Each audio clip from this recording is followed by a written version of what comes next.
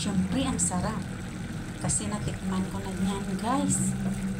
First time ko itong niluto, guys. May chicken feet tayo dito, guys. Nilaga ko muna hanggang lumambot.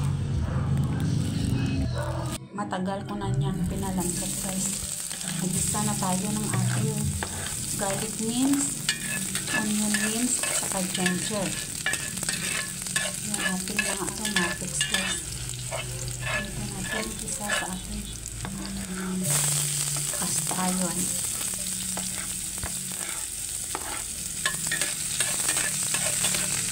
Bombay pa lang tayo, guys. Ahos, bombay. At ngayon luya. Ginger grass. Or mince. Enak po. Nakakalimutin tayo, guys. Golden brown na, guys. Tingnan na. Ang bango na. Mga lamas pa lang ang bango na, guys. Golden brown natin, guys. Para lalong mas bumango.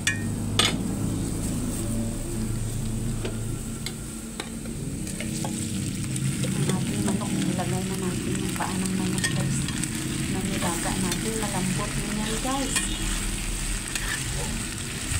Malambot yan.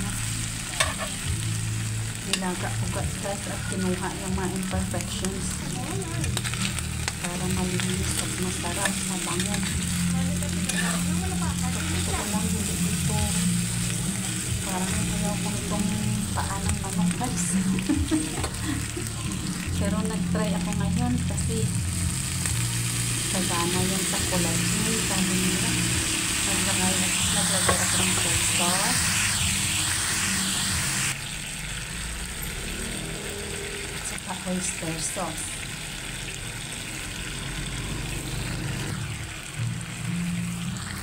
Asin-bitsin. Bay leaves, peppercorn, at saka ground black pepper. Dala natin sa isa, guys.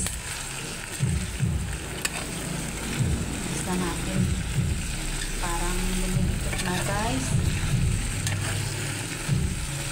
Kailangan na natin lagyan ng water. Ayan, guys, nilagyan ko ng water. At kunti na lang yan na luto, guys. Nilagyan ng anak ko ng turmeric powder, guys. At ngayon suka. Palutuin natin muna yung suka dyan na bumango siya at lagyan ng asukal. Anak ko niya naglalagay, guys, paunti-unti ang kanyang lagay ng asukal. Kasi weekend ngayon dito sila sa bahay. Tinutulungan ako nila magluto, guys.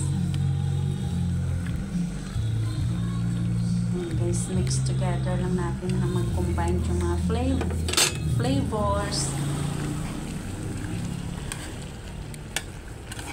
Mix again. Masyadong malambot na yan, guys.